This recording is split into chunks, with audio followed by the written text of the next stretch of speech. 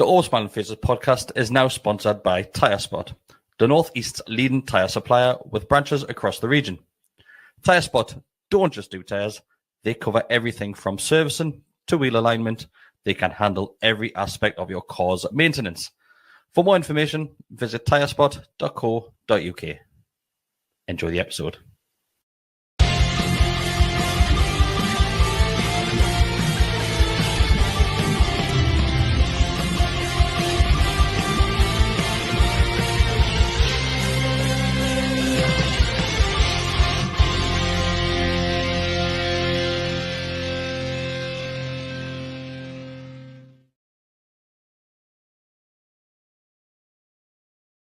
Hi everybody, welcome back to the Always Smiling Faces podcast on the Gallagher Shots YouTube channel. As you can see, if you are watching live on YouTube, it is myself, your host Chris, joined by Mark and Bestie this evening.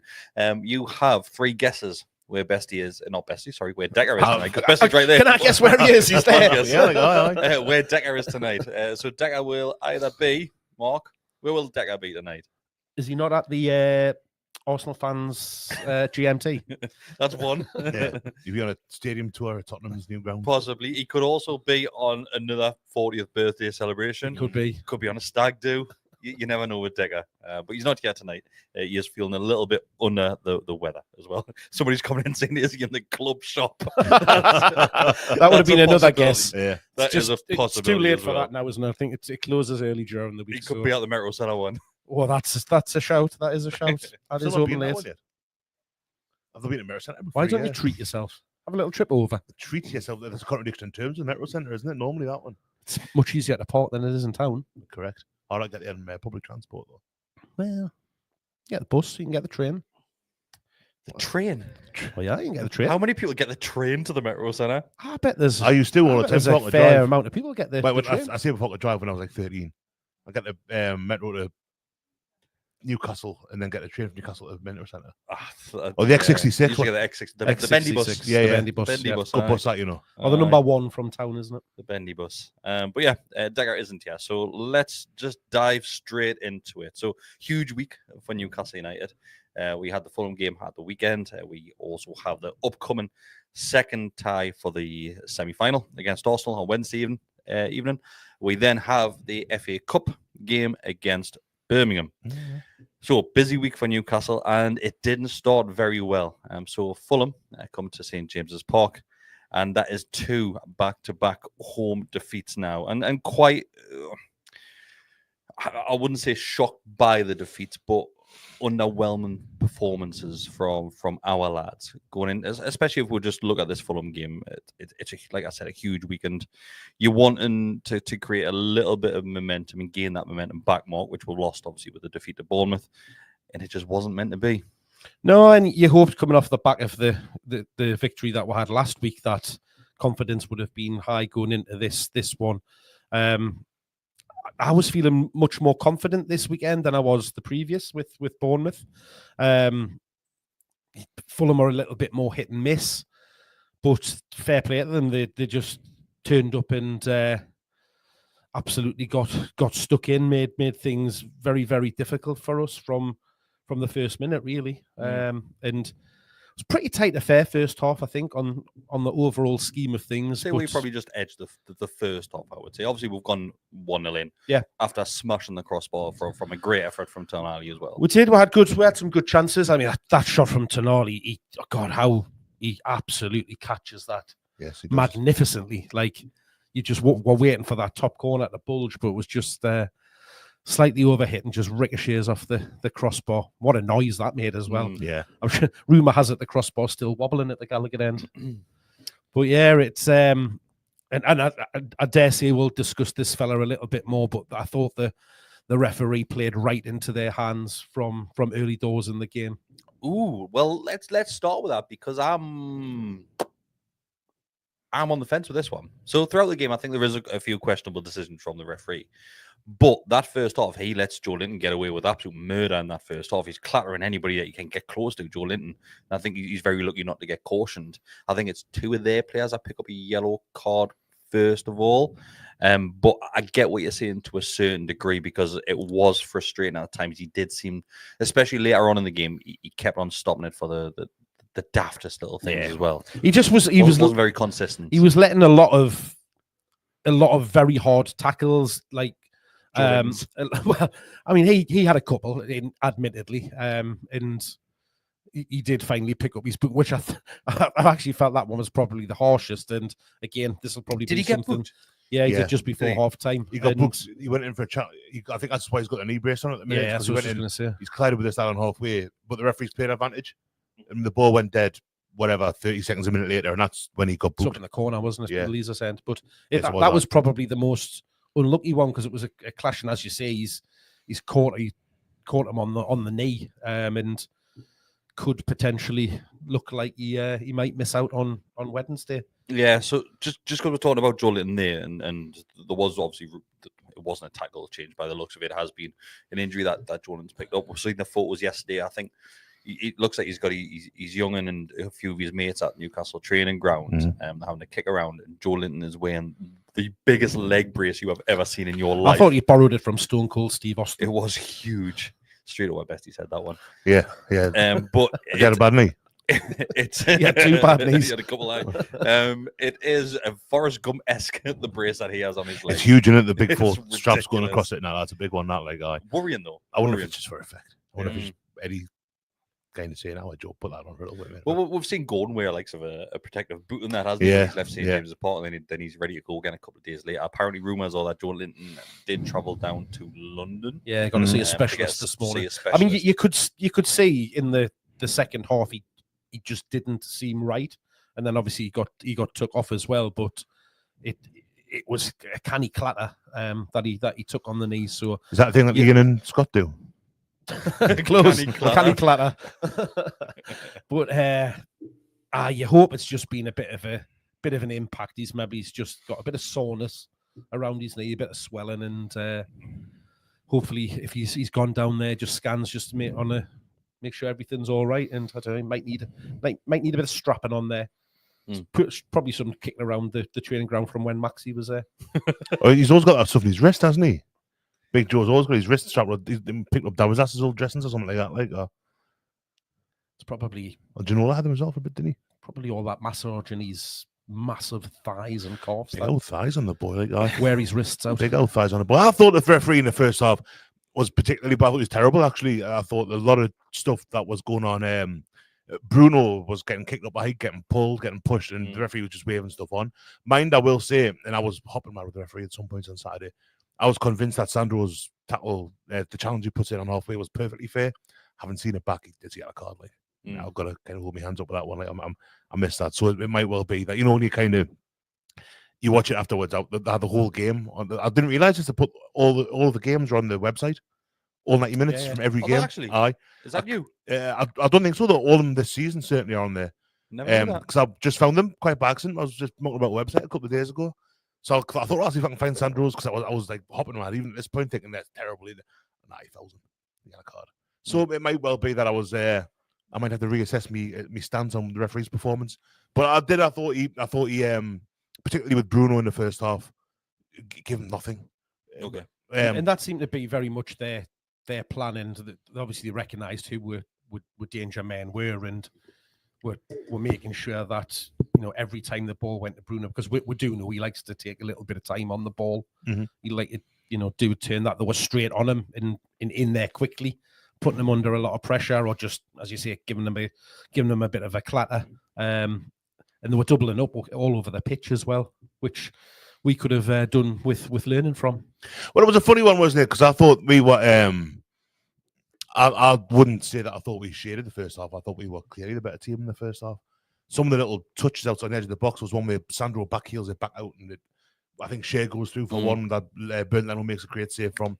One where Isaac plays Tino down the line. Okay. And Tino's not going to score because Tino doesn't really kick a ball very well in those situations. But what chances? Sandro hit the crossbar. You've got three. And I mean, that's three good chances. That's not like three half chances and the goal in the first half. So I thought the first half, and I don't recall Dubravka having a great deal to do in the first half. Caught some crosses. He made one save in the second half down to his left. That was a good one. But I thought at half time, I remember I was talking to the lad next to me, and by saying this, I am taking full responsibility for what happens afterwards. I said, so I'm like, second half, we all seem to come out better against teams that get the tire, and our fitness kind of goes. And I thought, we'll be out in the second half, because I honestly thought we were not like, I'm not saying we should have been 3 or 4 goals up, but we'll have the chances to be a couple of goals up and comfortable and coasting a bit. Fulham weren't bad. You could kind of see in the first half, I thought what Fulham were doing, where they were going to cause the problems, but I didn't see anything in the first half to make us think that what would follow in the second half would happen. I thought we'll be all right here. I think he said to us, my neighbour at the game says like this could be 4-0 or 1-1. I was like, I think it's more likely to be 4-0. I was wrong, lads. To Fulham. Well, could be 4-0. We were 1-0 up at the time. Taking goal off with it. That's not how football works. But yeah, so it's a game of 2 halves, isn't it? Really, Mark. Look like us obviously controlling the first half, then completely different game, the opposite game that Bestie was expecting in the second half. Yeah, come out the traps. I mean, they just came out again, pretty much carried on where they'd left off in the first half with the tactics that they were playing, but they really then started to isolate the fullbacks and. God, I'm going to turn it. I mean, so I know I'm sitting in his seat, but I'll turn it to Decker at night because I thought both the wide men just were given absolutely nothing when we were under pressure, like Murphy and Gordon. The amount of times that Hall and Tino were left 2-on-1 was, and that's where they were causing a lot of problems. And you can see Gordon, Hall telling Gordon at one point. Yeah, there wasn't any real urgency or desire to get back. They were fantastic going forward. I thought Murphy first half was pretty good getting forward, but dropped off the edge of the cliff. It just went downhill. Yeah, took his goal really well. He did. It was very good finish. How often you see those get skied? Yeah, he's kept his knee over the ball. Game for Newcastle United as well. Yes, I was at the weekend. Obviously scoring at Bestie, but I think it wasn't just him. There was a few players whose performance just completely, like I said, just jumping off the edge of a cliff. And Tino, I thought was one. Tino, one of them, yeah. But Murphy, you just don't know what you're going to get with Murphy these days. In fact, you've never known what you're going to get, do you? He's had such a great run in the purple patch. But then, I can't remember what game it was not so long ago where he was on the score sheet. And then we said it was literally the worst performance we've seen. It was he scored that game as well, wasn't Possibly. it? Where he got 4-2 Brentford, maybe? He got an assist and scored, didn't he? Possibly. But then we're looking at the likes of the Fulham game as well. He's on the score sheet. Then after that, I think he just went completely missing and just looked lost at times. Again, you've got to give credit to Fulham there because the way that they set about the second half is what caused them to go missing. Was that a worry for you then? Because I know it's only two games in hindsight, of course it is, but you've got the performance against Bournemouth. You've got that one in Fulham, and Eddie Howe's came out afterward and said that there was some similarities between the two performances where we're kind of getting bullied on the pitch, and maybe some of that is down to the referee not controlling the game to a certain extent, but we do seem to be getting on the wrong side of the physicality of the game when normally it's us controlling those moments. Do you think possibly it's one eye looking at that Arsenal game and how big of a fixture that is? I know Eddie Howe will say completely not. We'll prepare for each game, but the players' mindset might be completely different. I think it probably they won't acknowledge that fact, but I think in the back of their heads they will have one eye on that and thinking, you know, I've got to make sure I'll get through this game and be all right because we've got a tough game coming up on this week, which could get we're into a final. But we have seen it this season when we come up against the so-called big teams, the big six, that the performance levels are optimum, and when we're coming against those that are maybe a little bit down the table or you know around mid to bottom, that they drop off a bit because that desire and urgency isn't there as much. So does that mean we are a big game team? I think every team is, well, most teams are. You will pick up your performances when you're coming up against a challenge. You go one of two ways. I think there's a bit of that. I think there's also a bit of a bigger team or a team with better attackers are more likely to come at you a bit more, and that's where you get the space in behind, which is what we've found. We've all season. We're not very thankful for that, though. Brilliant run. We had a really good run. And I thought, as I say in the first half, at times, I thought we unpicked Fulham quite well. Some of the stuff Tino Tino a couple of times. Tonali, Bruno, and he's out. Well, I thought a few times I thought worked really well together. And I remember thinking like, oh, we've been saying for ages that we don't have this, we don't have that creativity. Where it looked like we had it on Saturday for the first half in particular.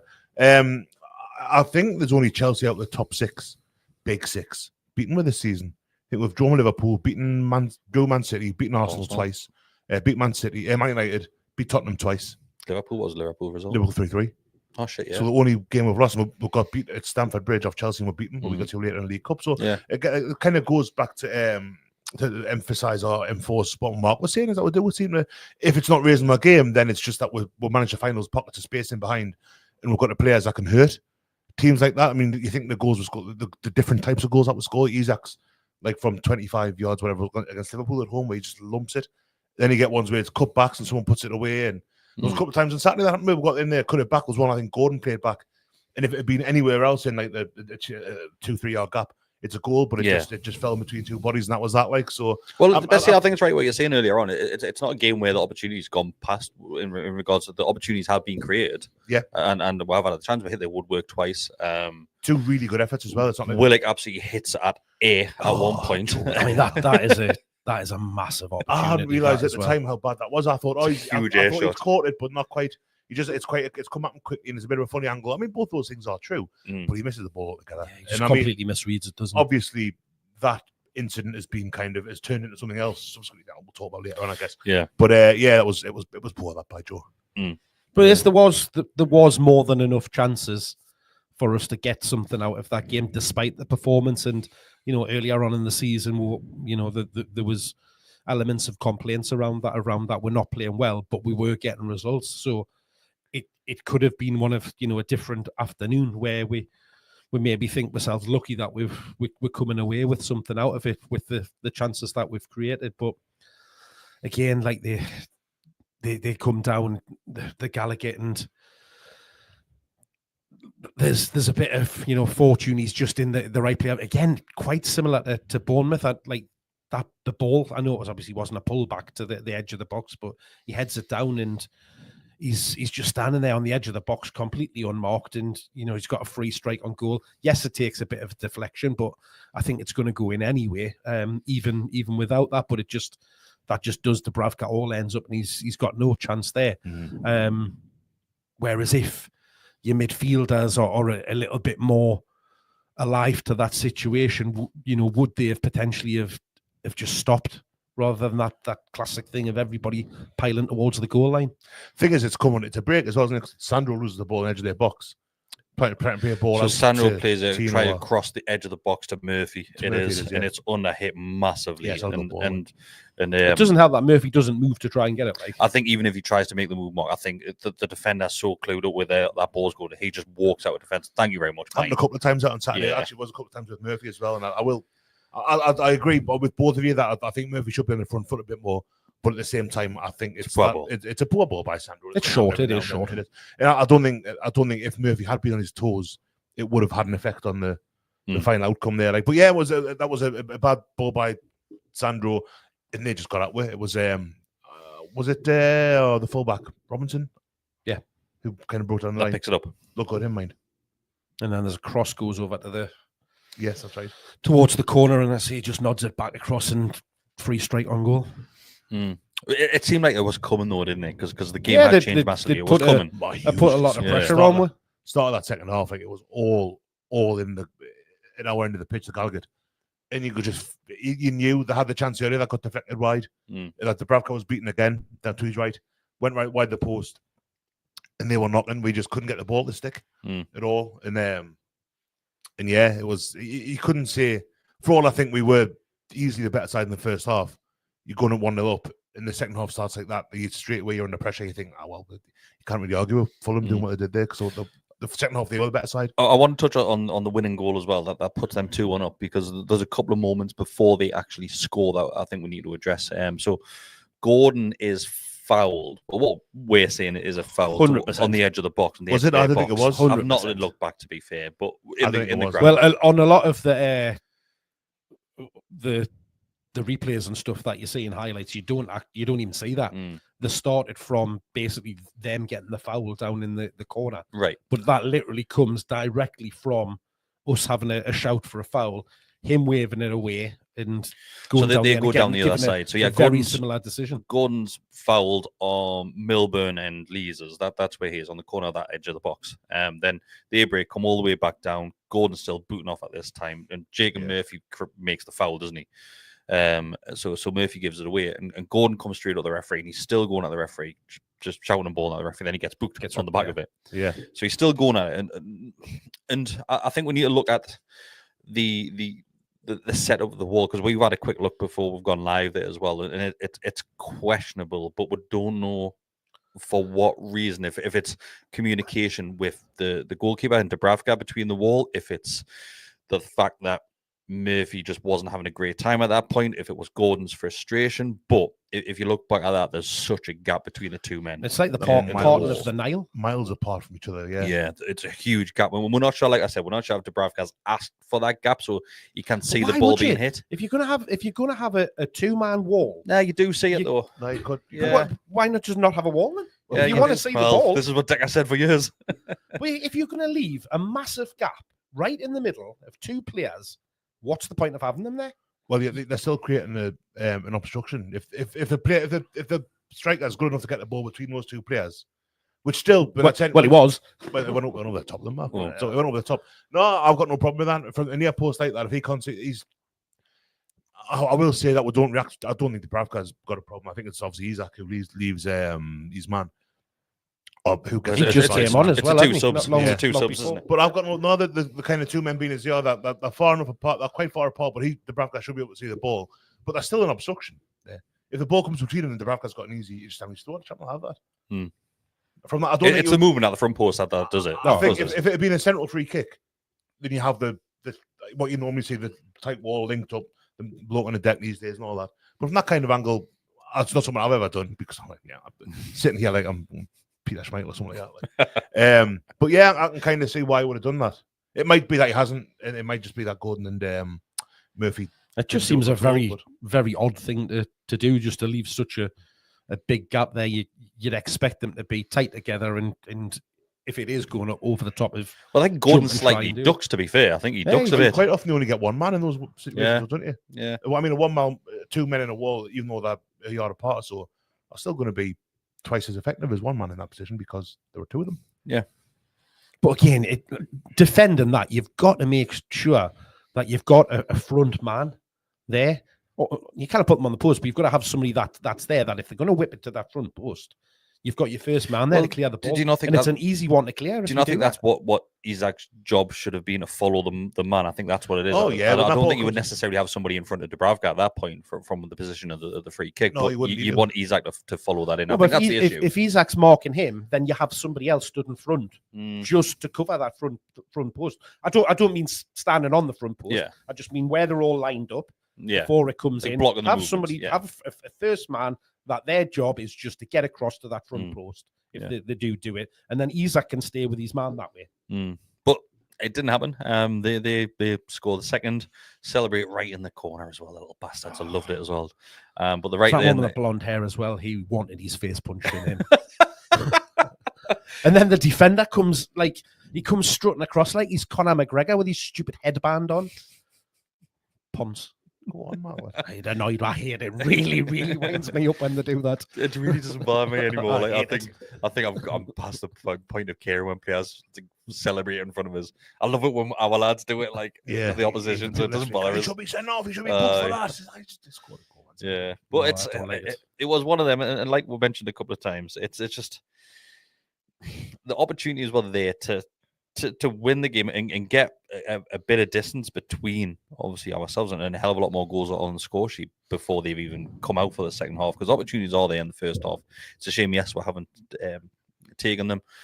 I'm not getting concerned right now, far from it. I think moving on slightly, the thing that's concerned me is that dip in performance, along with Arsenal absolutely battering Man City there. Arsenal, they looked fantastic. So for a team that does not have a striker, also looked pretty bad. They did look bad, but I think if we'll move on to the game that's coming up, we have done a full match preview as well, so you can go and check that out on the channel and on the podcast as well.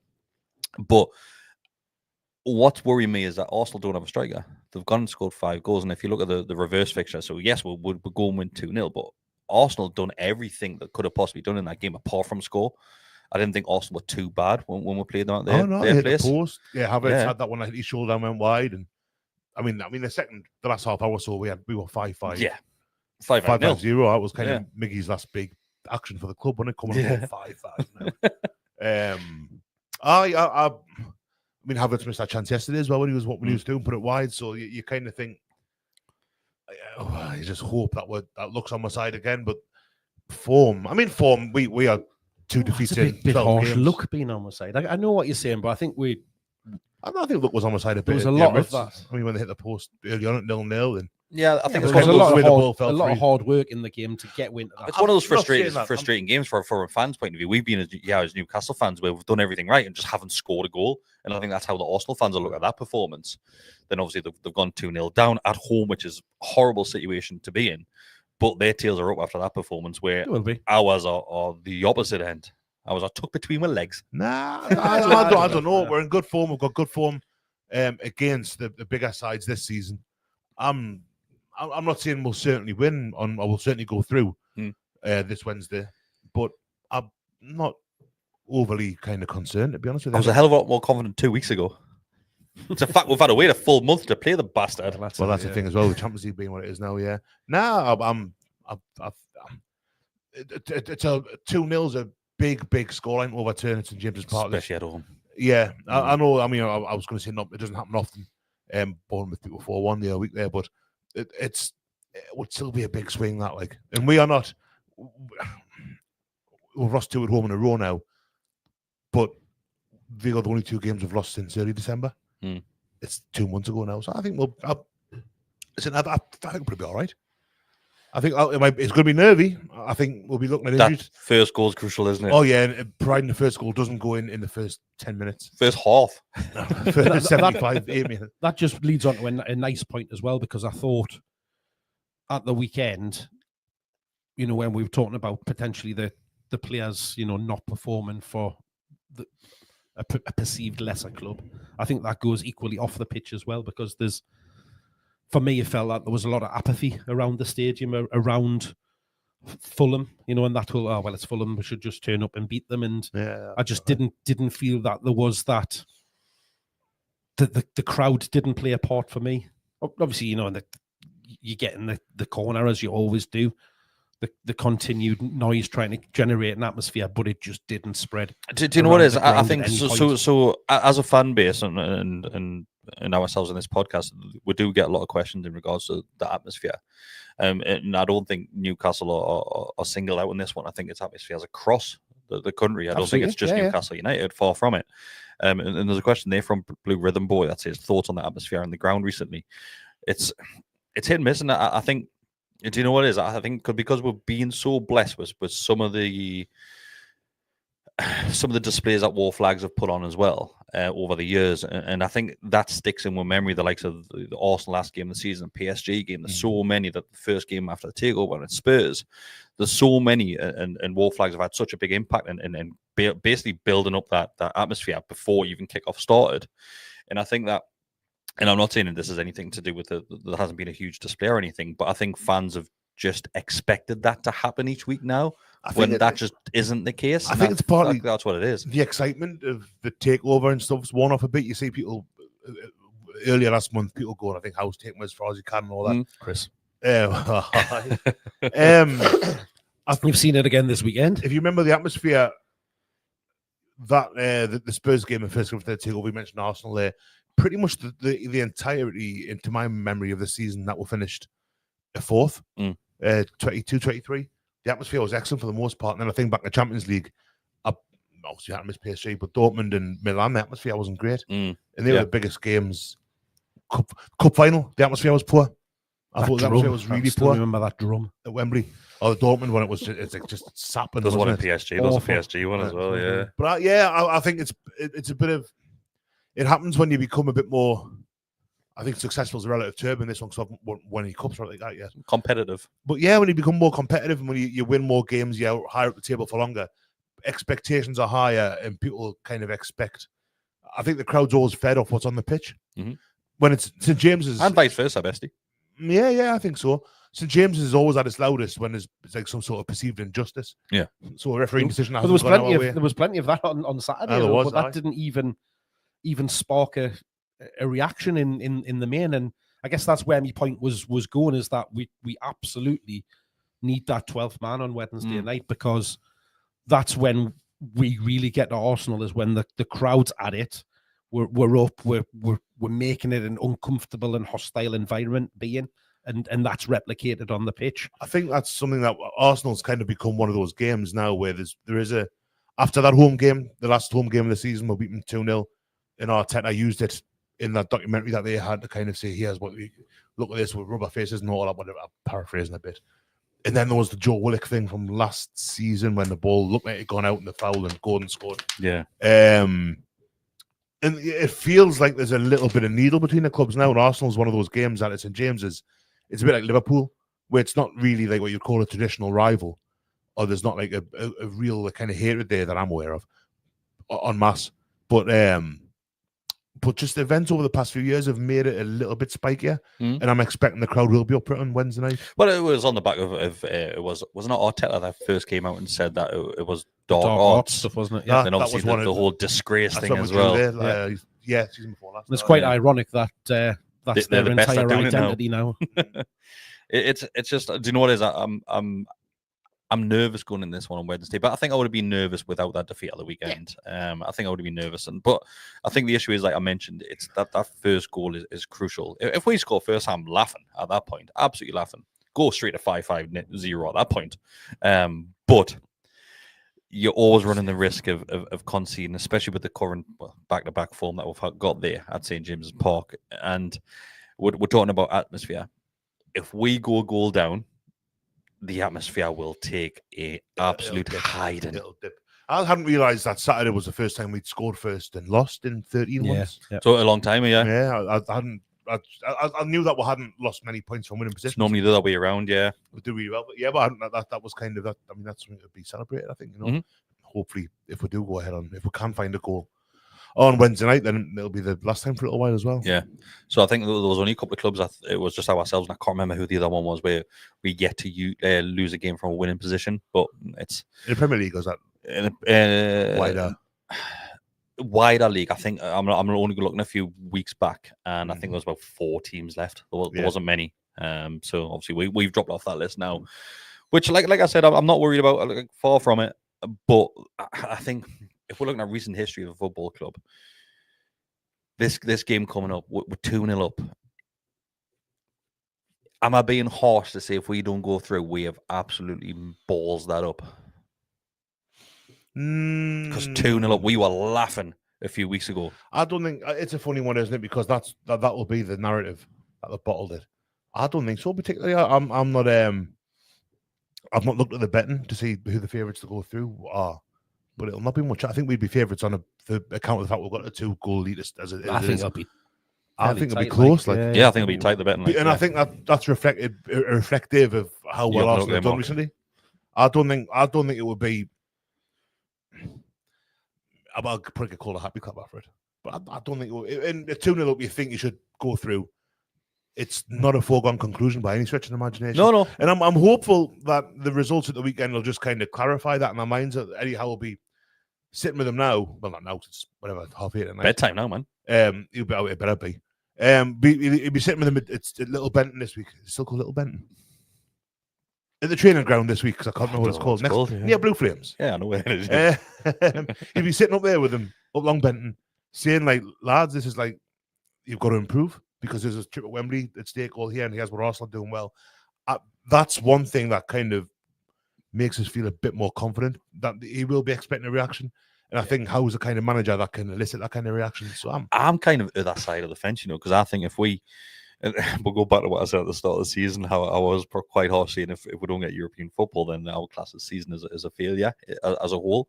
I think if we don't progress after having a 2-0 away victory to Arsenal, we have well and truly fucked that up. Like, I don't know. Well, the bookies don't share your confidence, like, because they've got Arsenal practically as evens. That's to win the game. That's not to go through. To win, and where it's more or less 2-1. Yeah, well, that's to win the game. That's not to go through. Yeah. So Scott's put in the chat saying that Arsenal apparently have a 16% chance to go through according to FPL stats. 16. 16. What do we have?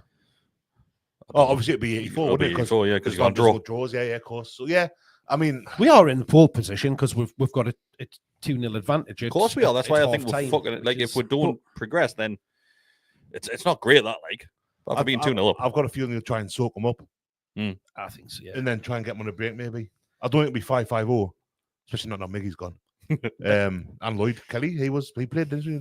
He came on towards the end of that one as well. And that's probably the difference of what you're seeing yesterday as well. As Man City were very open for long spells of that game because obviously they were trying to get something from it, and the defense and goalkeeper were wide open the majority of the time. You would think we would as best he's saying, kind of be a bit more aware of that, and if it means having to park the bus, then we park the bus to make sure that we do the job. I do not want to park the bus for 90 minutes. No, I don't mean obviously from because I will from the kickoff, but be the worst person sitting here. Yeah, I think we'll park the bus, but by the same token, I don't think we'll be particularly adventurous. We'll be open. I think we'll be trying to draw them onto it, and then you'll see Gordon Murphy, he's like breaking on him, which is what plays into our strengths is doing that, allowing. It is a dangerous game to play, though. Ball and it's a very dangerous game to play because if you do concede first, then that game can kind of especially if we concede fairly early on. Yeah, like I say, I'm not massively confident that we'll go through. So I've got the betting odds. Thanks, Porter, that's put this in. Newcastle are 1-7 to qualify. Arsenal are 9-2. I'm gonna put a few quid in Arsenal. 9-2, serious? We're 7-1 on to go through. Qualify, yeah. Whoa. I'm not sure what site that's through. That's not reflective of my thinking at all. Really? That out and I would have had us as favourites, but not by that much. Yeah. Well, it's a 2-goal deficit. It's especially going away from home to get that. It's huge. That's why I'm saying that. The more you think about it, if Arsenal win that, then fair play, we balls that up completely. If we get a goal, even if they do take the lead, if we get a goal, it's still that is a huge advantage as well. If we get a goal, we need to score. My pants are off. Everyone's depending on what the other. Please don't. Scott and Ian said it in WhatsApp earlier as well about getting that about mucking about with themselves if we get through. Like, lads, keep your pants on. It's not erotic. It's football. Well, sometimes it can be erotic. Sometimes it's erotic. Sandro's erotic. It's cold out as well. Joe Linton's thighs are erotic. And you sit next to your sister. That's all wrong. I'm glad it's her you're thinking about, not me having a look at his little whittler. Oh, whittler. Would be the first time you see him, Mark. So just sticking with the game, because if we are going down the route of, let's say Jolin is injured, okay? That is a concern for me, like. Is it? Yeah. Because I know Jolin's been getting a bit of criticism, not obviously all guns blazing, but he's been getting a bit of criticism by possibly being, over recent games, a bit of a weak link in that midfield three. Okay, because it's probably because of the how good the other two are. It's the technical yes, levels, isn't it? It is. But from an aggression point of view, from a breaking up play, he's messing with their performance, got him injured, getting in their heads. That's the bit that. So he's been accused of holding on to the ball a bit too much when he shouldn't be.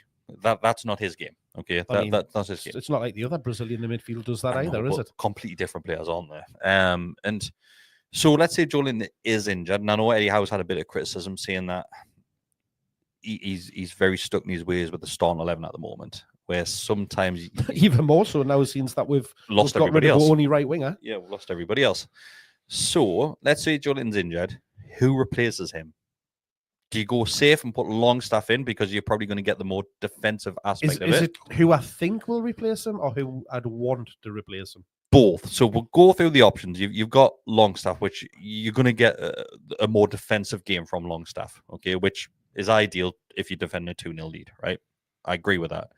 You've got the possibility of Miley coming on. Miley's made a few appearances from the bench recently, ahead of Longstaff, you could argue. But defensively, is that his game? Probably not. Is a like-for-like replacement for Joe Linton? Definitely not, because you can't replace Joe Linton, no matter who you're looking at. Joe Willock arguably could come in, because you would probably expect Joe Willock to come in to replace Joe Linton. But Joe Linton's performances this season haven't been great. Far from it. He struggled this season. He has struggled, albeit he hasn't been starting games. But when he's been coming in off the bench, hasn't looked great at all. So, but when he those started, are three options, aren't there? But when he started, he's looked better. Yeah, I'll say. I think he'll play Willock. I agree. Yeah, I think it will be Willock. And I think that gives you the opportunity, depending on which way the game's going, to then have Longstaff come in and try and tighten it up a little bit of midfield. And people hate us for saying that. Or it also gives you an option to have both Tonali and Bruno more sitting. Yeah. That's interesting, because I was going to say, if we were 2-0 down and chasing the game, I think Willock would be the choice. Yeah. Because he gives you more going forward. His form hasn't been great this season. He has struggled, hasn't really getting a run in the team either, mind. But I think he offers you more going forward than Longstaff and Miley do. I was going to say Longstaff, because he's got the experience he's got. Obviously scored 2 in the last semi-final, Addison James's against Southampton.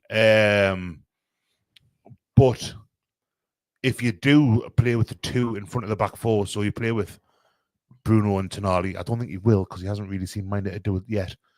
But if you do that, then I think it's Willock. If not, if you stick with Bruno being a bit more advanced, probably Longstaff. Okay. Because of the experience and because he's disciplined. He's so good at just being in the way. Yeah. He doesn't put loads of tackles in, doesn't put loads of passes in. He's got the Sean Longstaff zone. He runs out in the box a couple of times a half and gets a couple of goals that way as well. But I think, and I like them all. I think Longstaff would probably be where I would go. Okay. Yeah. So I think it'll depend how he wants to approach the game. Because I think that's going to be a big telltale sign as in which player he picks in. If you start Willock, if we're going to sit back and hit them on the break, Willock will give you that running in the middle to get to the edge of the box, arrive late, like we've seen in the past, and that's where he's excelled in his games at that time. And if we're going to be doing that with obviously going through with 2 wide men, he'll get to the box to support Isak. So that's why I'm doing it. But if he wants to be a bit more conservative about it, then to your point, he might go with Longstaff. If I had to choose somebody to go in there, my choice would be Miley. Aye. Yeah, I'd start Miley. I like Lewis Miley an awful lot, but I think, just like I say, Longstaff's experience gives him the edge in this kind of game for me.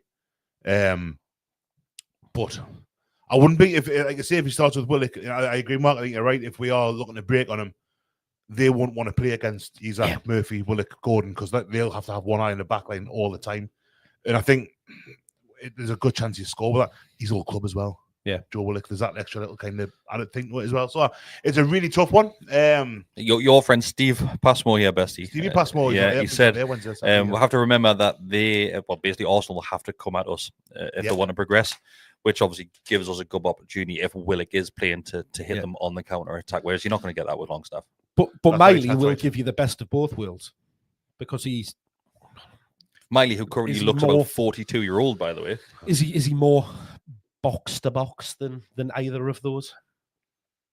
I know he's not a true box to box player, but I'm yet to do that. Like, I love Miley, but I'm yet to put a stamp on as to what sort of midfielder he is at this moment in time. Yeah, same. Isn't it mad? Because the centre midfielder used to be just a centre midfielder. Yeah.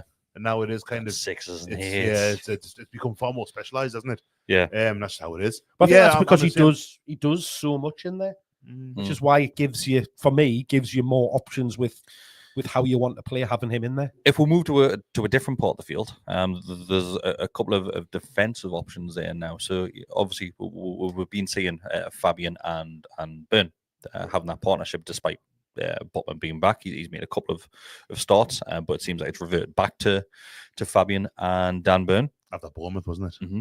Would you change that? I don't think so. No. Okay. Reason for it? Just because that's what we've had for the past year. Botman started against Arsenal, didn't he? Botman did start. It was his only second. He did, but was Shea not either suspended suspended. or Shea injured. Shea was suspended. And Burn against Arsenal. Burn was excellent at Arsenal as well. Mm. Burn played really well. I don't think you can drop down Burn. I don't know. I agree. I don't think it's Burn that the question mark's over. I think it's Shea or Botman. And Shea has a little bit unsteady at times recently. He also tried to do about 3 or 4 crossfield passes against Fulham and missed every single one of them. So short. Yeah. But when they come off, that does transition our attack. He was trying something different. It's a huge part of what gets us on the front foot. And I think taking him out, you lose that ability to switch the ball quickly. I think Botman will be in the first team before too long. I think it'll be this season. It'll be the next few games. Maybe. Probably the Birmingham game. You probably see him start. Probably. But yeah, I think for this one, you've got to stick with that same back four. Hall across the back. Hall, Burn, Shea, Tino. Unless Tino's not fit. I've seen a lot of chat about Tino and Trippier as well. Tino didn't look fit. I don't think he was just out of form. He made that one run in the first half, and he seemed kind of trot back. And the thing is, Bestie, I've seen. I'm probably in the minority here, but I've seen a lot of people wanting and trips back into that starting 11. I mentioned it last week or the week before on the Monday night, and I appreciate everything which Trippier has done forward, and I get that, I really do. But what I've seen from him this season when he has came in the small glimpses, I just think he slows everything down, which might work sometimes. Of course it might, but I just feel as if he hasn't wanted to be involved. He was such a save. He came on Saturday, obviously, and I thought he looked okay. He looked like a good save. He is slow these days, you know. When you're used to Tino, who's a bit quicker and he's quite dynamic and he moves well. Trippier doesn't really have that, but he uses the ball really well, Trippier. Yeah. And again, I think he will start with Tino on the right back if he's fit. But if Trippier starts, I mean, he's got Martinelli's pace. It's a tough one. Because Trippier's experience. He's been at World Cup semi-finals, European Championship finals. He was won stuff. He played in Champions League final with Atletico as well. Was he for that one? Was he? Or those ones? So he's got a T-shirt, you know. Tino doesn't have that yet, but it's a tough one. I'm glad it's not my decision to make because I don't know. It's a long-winded way of saying I wouldn't be. I wouldn't be against with Trips starting, but then I think once again, if you see like Trippier coming on, you probably know what the game plan is going to be at that point as well. It's going to be more of a defensive approach when Tino is quite forward thinking. We're seeing it again against Fulham where he just picks up ball and he finds himself in the box, which I think he should have probably done better with, to be fair. Defender does well. The defender takes him out wide. And... Yeah, the keeper's it's a decent save, but I think he should have gone to the keeper's near side rather than trying to play across. I think he should have given the eyes, but he didn't do it. He's trying to bend it around him, isn't he? Yeah, of course he has. There's another question mark as well. Once again, ask a question mark. A question. A big question. Well, there's a question mark, as in question mark, over the likes of our goalkeeping situation. I screenshotted something which I saw on social media, and we all know social media isn't really a great place to go after a defeat, but I did it. Best of times. Yeah, I popped my head in there and I had a little look. I never put anything on social media these days, especially from the Gallagher Shots account, really, apart from like links to podcasts and videos, which we do, because I just don't like Twitter at the moment. I haven't done for a long time, so you don't really see us very active on there. But I saw a couple of tweets of people saying it's about time Dubravka was put back on the bench and Pope comes in. For what reason? Exactly. That's what I'm struggling to figure out here. I think Pope is a better goalkeeper, but Dubravka's form, he hasn't put a foot wrong, really, since those 2 goals that were conceded on Saturday. I don't think you blame him for either of them. The 4 against Bournemouth the other week, again. He had a decent game against Bournemouth. He pulled off a couple of decent saves. Him or Sandro. I think he was better than Sandro. Yeah, I don't see any reason to. Pope is an excellent goalkeeper. I think that what we're kind of pointing as being deficiencies in Dubravka's game last season, primarily the fact that he doesn't really come out and command that much, you know, like as plays a sweeper. I think he's done that a bit more this season. There's not a big gap. He's improved. Yeah, he's been head and shoulders this season over his performances last year. Yeah, I think his performances last year, unfortunately, were probably his poorest since he's been at the club. And I think this season, so far has been some of the best. Yeah, Playing out from the back is a head and shoulders above what it has been under Pope as well. I was critical of him last season because he was putting the fear in me. He's positioning all sorts. Flapped quite a bit, didn't he? It wasn't great, but I mean, we said it a few weeks ago. Obviously, when there was the rumours around him potentially going and stuff like that, that he's totally turned that around and had a bit of a retribution there because he has had a very good half a season of coming great in spelling and goal, replacing great Pope, spell. So well, the 9 wins come with the Bergwijn goal, don't they? It's a tough one because although he's not your number one, Pope is your number one. He's your first choice keeper, but as you've just said, Dubravka's done nothing wrong to suggest that he should be taken straight out of the team. Whereas last season, that's exactly what we were saying. We wanted him as soon as he was fit, get him back in there. Whereas there's not that urgency this time around. And again, I'd probably expect him to come back in at the weekend and get some minutes under his belt then. Yeah, I think that's probably right. I think Birmingham in the cup, you're more likely to get Pope playing that one. As you said earlier, Botman, maybe Jasula as well. I know Birmingham, I think, are top of League One. That's the League One team, So I think you can probably take that risk and leave these out. I think a lot of it depends on what happens on Wednesday, mind. Yeah, I think so. I think if we progress on Wednesday, then I think Eddie Howe might make a few changes. If not, if we don't progress, then I think he goes all blazing on that. A lot to get Isak to be playing 3 games in a week.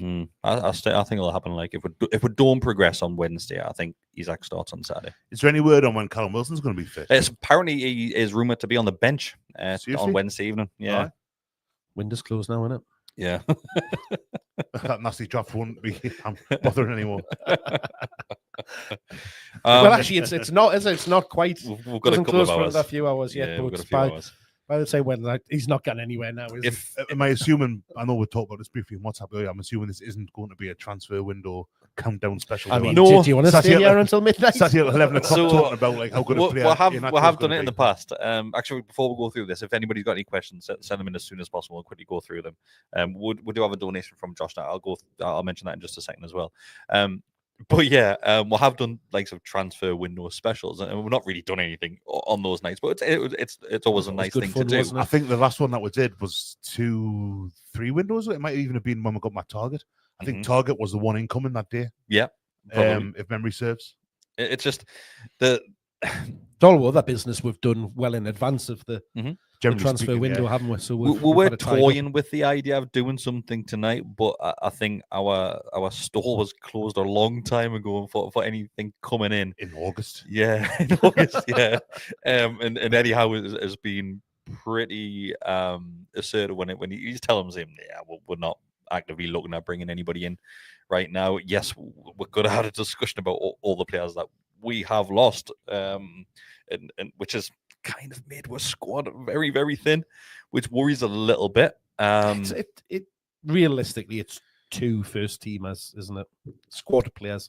Yes, but then you look at that game against Birmingham, you're losing 2 changes there. I mean, I said that to you on Saturday, didn't I? Is that your choice that you would make for a substitution wasn't available to you because we didn't have Miggy there to bring on for Murphy because we're getting absolutely battered down that side. And that one thing that Miggy will do is track back and work hard and cut out that double up on the right back. But we didn't have the opportunity to do that. And then we ended up kind of playing Asula there. He was a bit right wing through the middle. A bit like Callum Wilson did all those years back against Crystal Palace.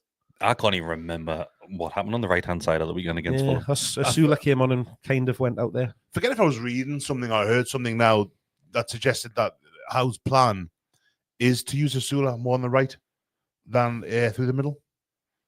Is that not just people saying that? Could you do a job there? No, I've seen a lot of that. It was someone, I forget what it must have been. So I don't listen to any podcast these days, really. So it wouldn't have been like out like that. So I must have read it on and I only tend to read like stuff that journalists have written. Yeah. So I'm sure I read somewhere recently that was. I'll narrow it down to about 2 people then. Yeah, it won't be the Chronicle. Be that high, like. I can't think Athletic would have. Or the Independent. Maybe it was. Maybe the Mail.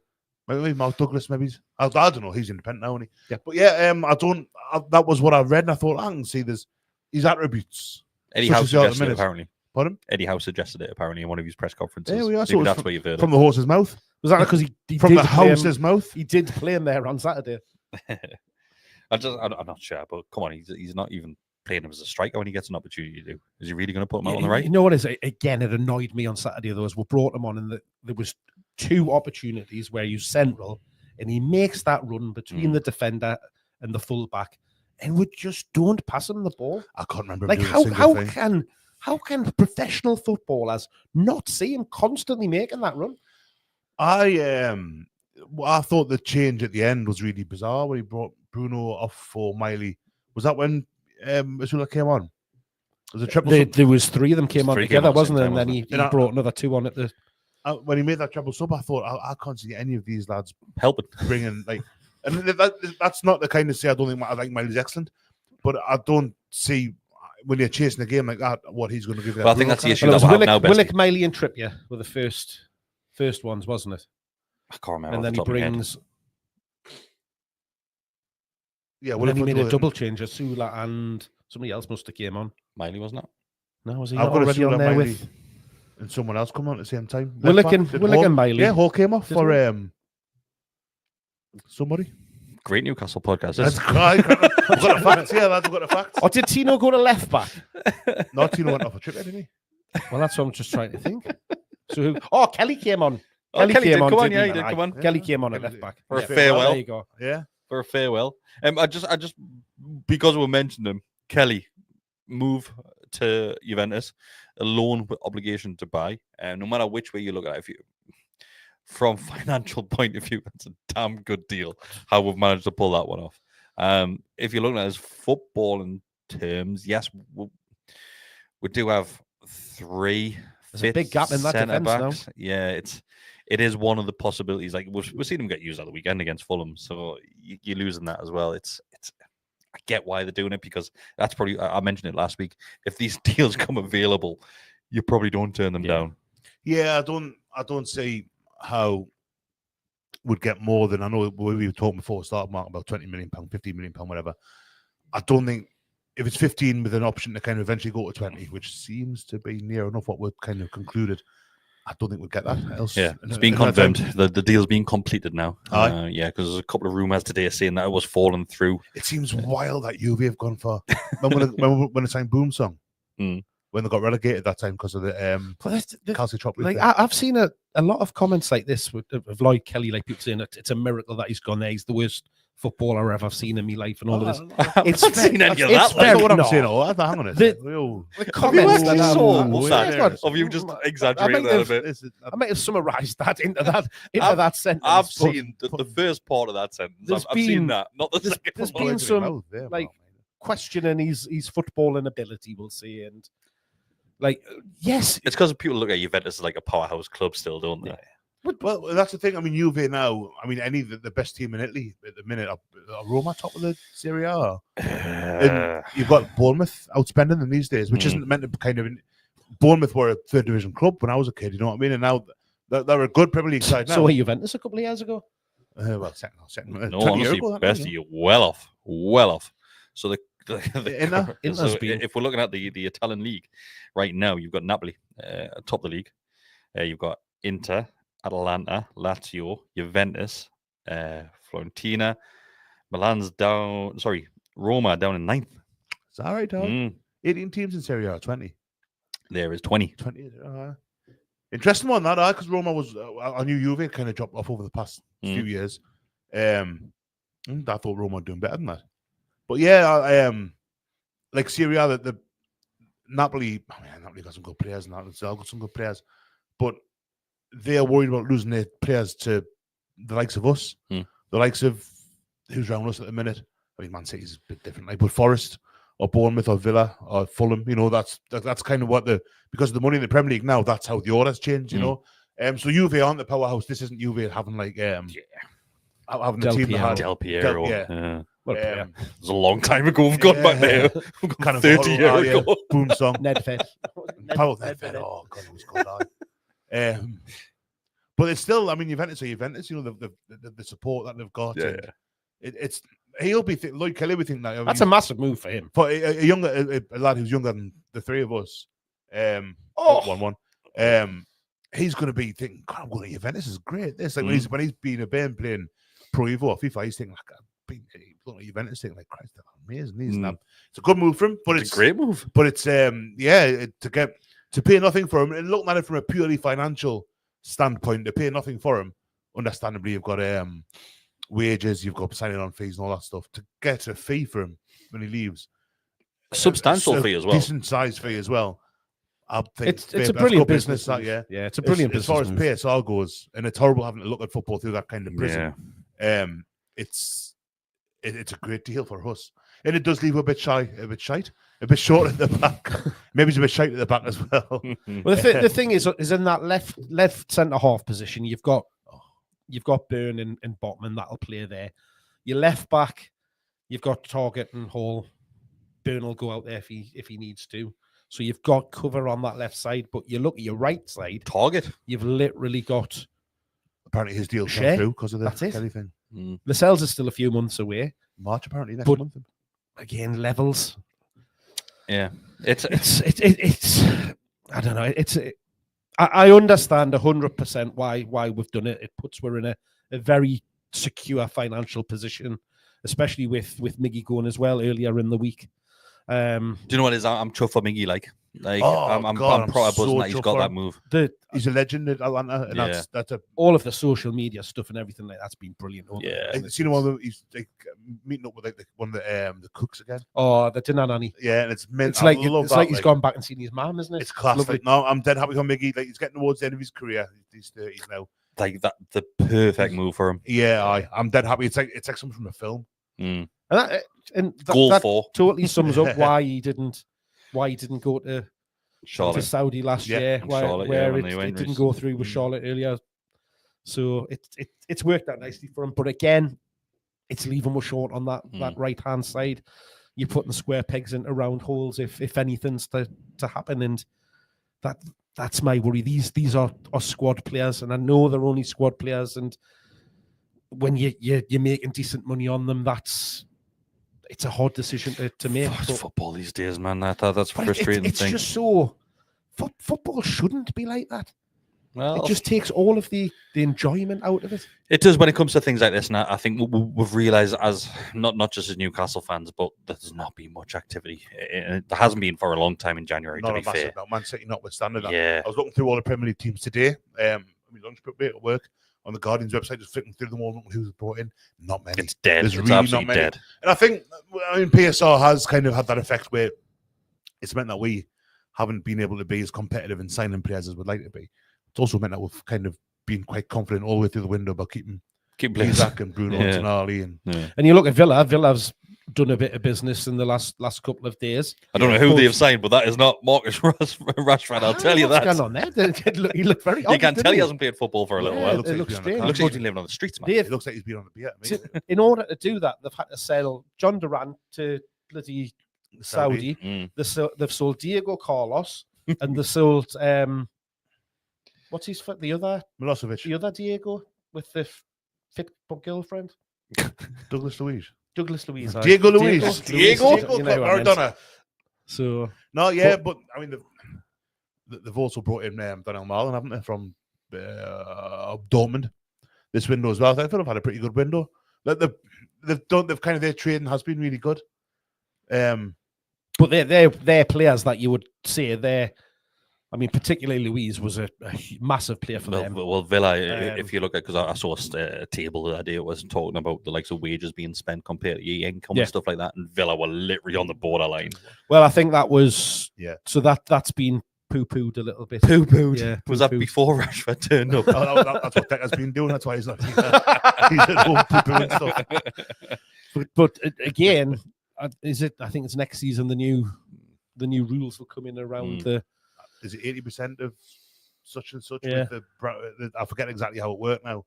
I don't think it has a massive. Busy the wage structures and stuff like that, isn't it? So, I want to go through a couple of questions just before we end it this one. So, Josh, as always, like I mentioned, he did send a donation in. Thanks, so, Josh. thanks very much, Josh. He says, thoughts on the week ahead, lads. Feels like post Brentford away again after Saturday, League Cup, and a run of 3 tough teams to decide our season. We've done it before, so there's no reason why we can't do it again. Eddie Howe in.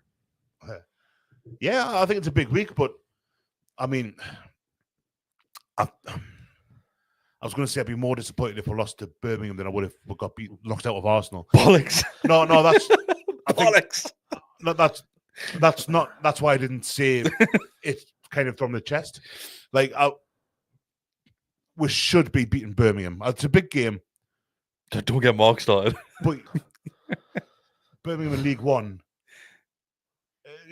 as long as we don't fall into the trap we fell into against Sheffield Wednesday that time where we just changed the whole team. And it was when Chris Wood just couldn't, bless him.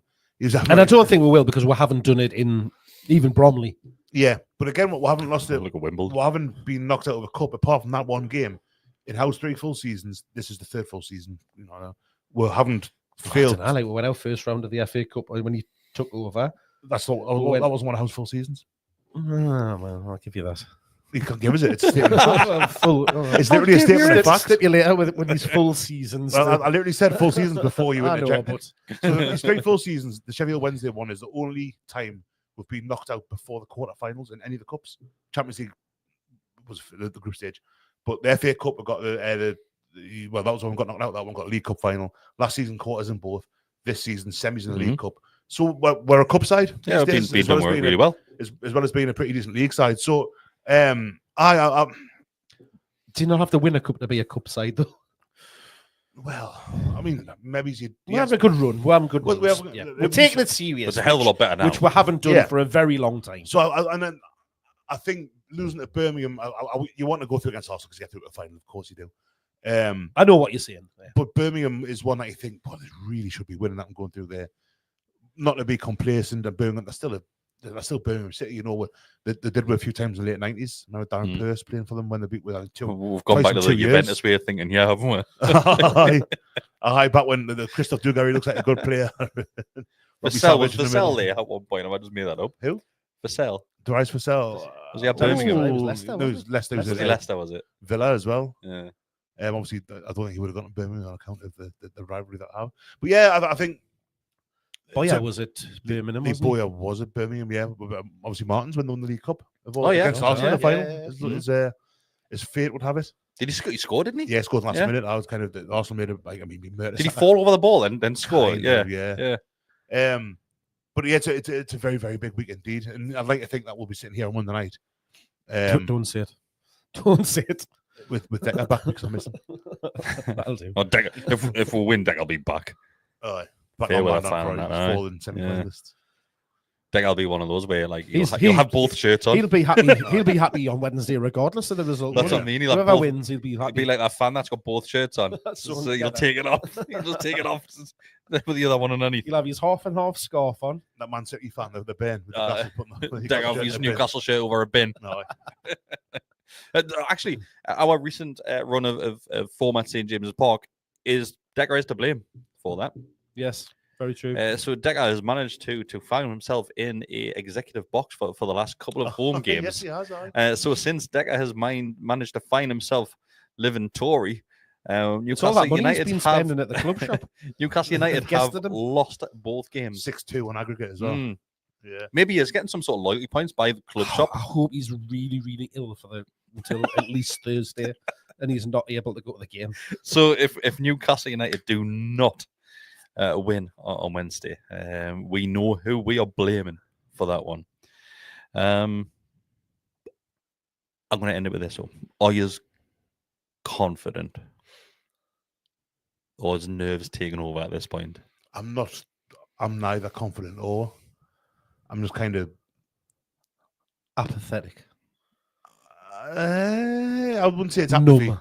I wouldn't say it's apathy, but I don't know what I think. I don't know if I just shoved it from my mind. To it, are you? Kind of.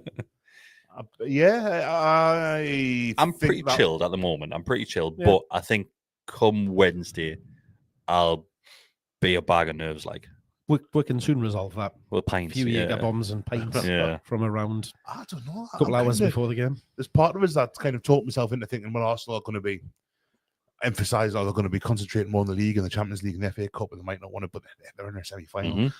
But was it Odegaard or Martinelli? One of them came out yesterday and basically said that they wanted to come and put 4 or 5 past us on Wednesday. And he said they want to after score that 3 result. or 4 or 5. That's just, I mean, they've just put 5 fans past City, so he's probably, I'm put that adrenaline at a full-time game and all that. Nah, maybe that's what, he's not going to say, like, I'm not really asked. Go to Newcastle, like, might score a couple. Yeah, no, I think there's reason to be pretty confident. There's also reason to be terrified. And I think I just fall somewhere in the middle. I don't want to spend too much energy before the game, so I'm just going to hibernate for the next 48 hours, 46 hours before it happens.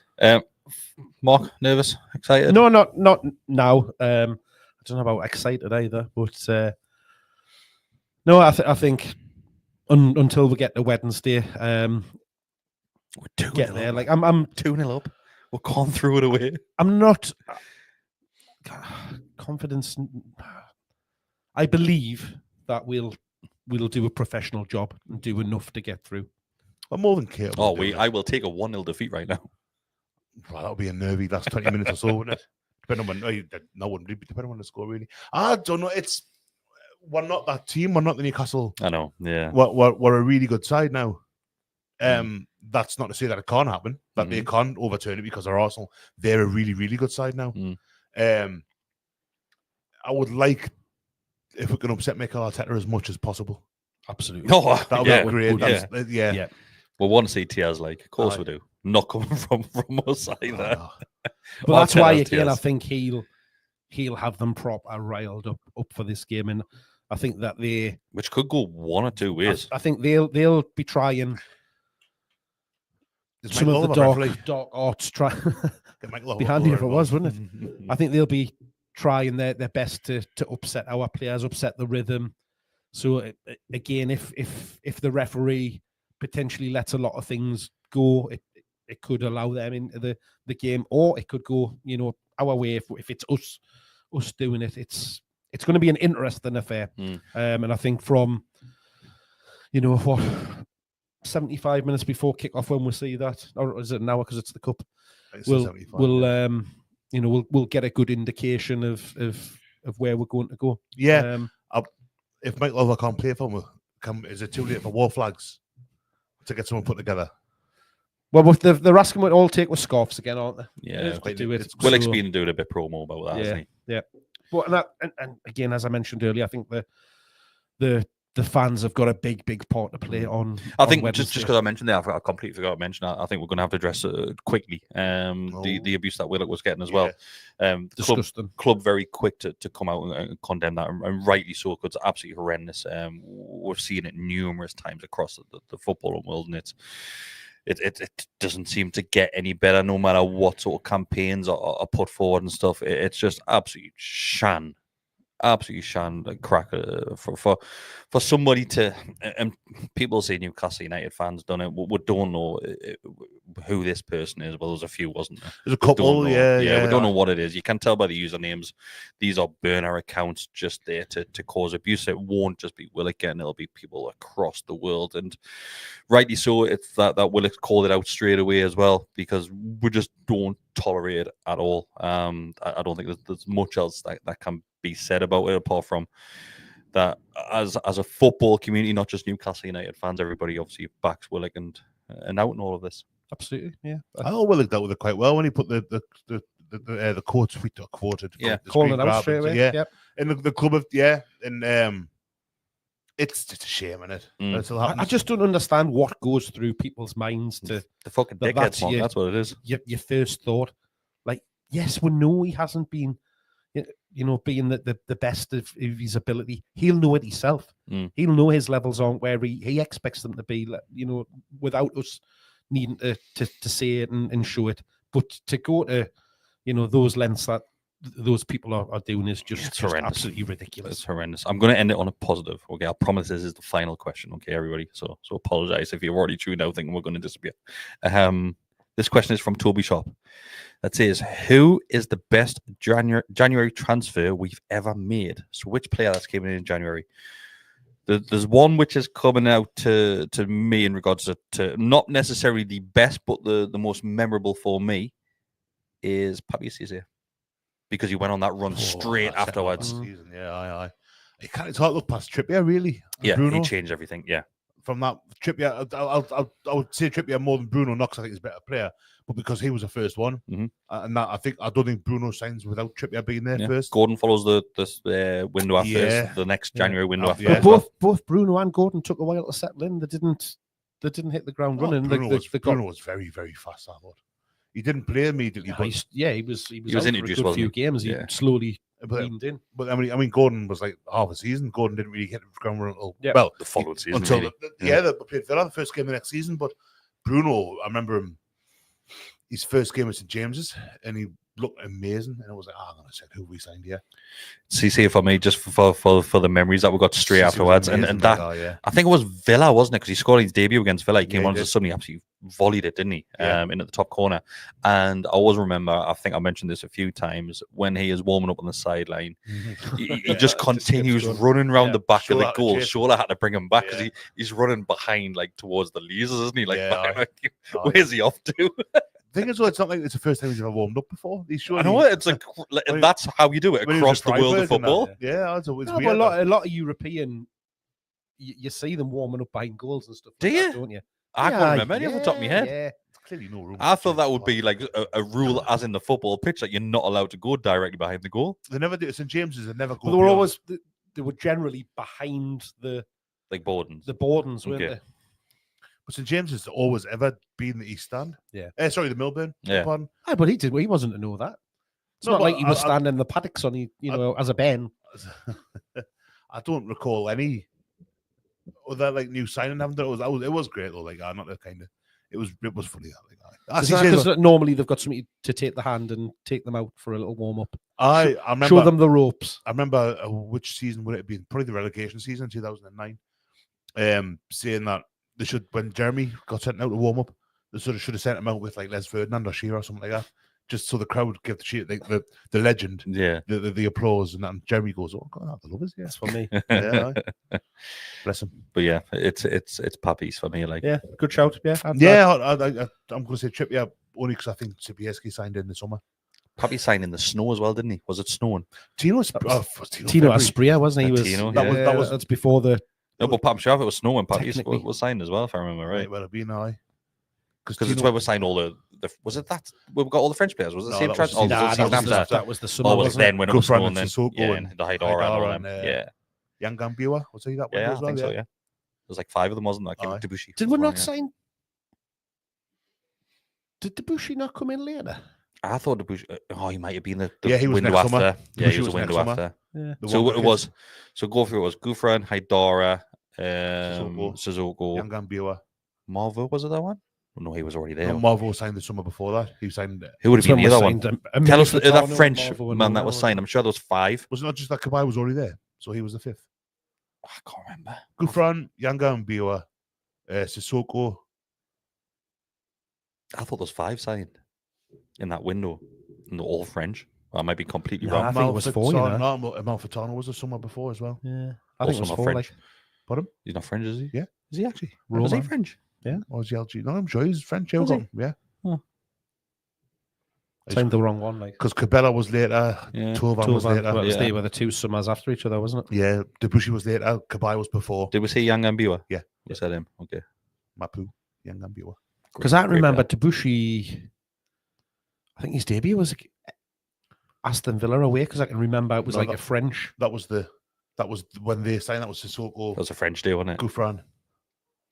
I think it was a 4. Yeah, apparently it's just a 4. That was signed. Would have been Tottenham at home the following season. No. Following season was it was Man City away when Kabay was on strike. We got absolutely pumped. I think 5 now. So yeah, it was the 4 apparently. So Haidara, Gouffran, Sissoko, and Young Gambua. Yeah, those were the 4. Then along came French Day. Haidara's still going, isn't he? Is he actually? Yeah. Is he not playing in France again? Very recently, I think it was at Lens. I think he was playing like Champions League in the last couple of seasons. Yeah, I remember seeing him the other night. Yeah. Scott said Riviere, but it was Riviere was a couple of Riviere seasons came after, the wasn't same he? summer as Callback, Cabela, Siem De Jong, Dumbia. Sidhu Dumbia, yeah. He was the January though, wasn't he? Because we Dumbia, got I think him was from January, the Russia League in the break, didn't we? They won the Facundo break. Ferreira, he was a January signing as well. That's right, yeah. Yeah. We've got more bad players than what we're doing. Yeah, We had A lots lot of bad more, a players, lot more. hundreds and hundreds of them. Shekikuchi. We could do a full Ben podcast Taleb, Danny on bad Rose. January transfers. Yeah. Lazaro. Danny Rose, he was absolutely shocking. He was a wasn't wonderful player as well, you know. He was just- horrendous. got that really bad said injury. the thing he was most looking forward to was fish and Fish and chips. chips. Yeah. Fish and chips. Yeah, But anyway, he was awful, absolutely awful. Thanks everybody who has joined us live this season. Been a pleasure as always. If you are listening back or if you are watching back on YouTube as well, just do what we usually ask as well. Like the video means a lot to us. Become a subscriber. Costs you nothing to do that. Members currently have access to the match preview as well for that upcoming game against Arsenal. It is just $2.99 a month to become a member, and we appreciate that massively. But Tell yeah. in the comments who you think your favourite or the best winter signing's been. Winter signing. But yeah, all the best, everybody. We shall hopefully be full of smiles come the next time you see our lovely faces. We absolutely will. But yeah, what you are doing. Take care, everybody. Good night. Ta-ra. Love you.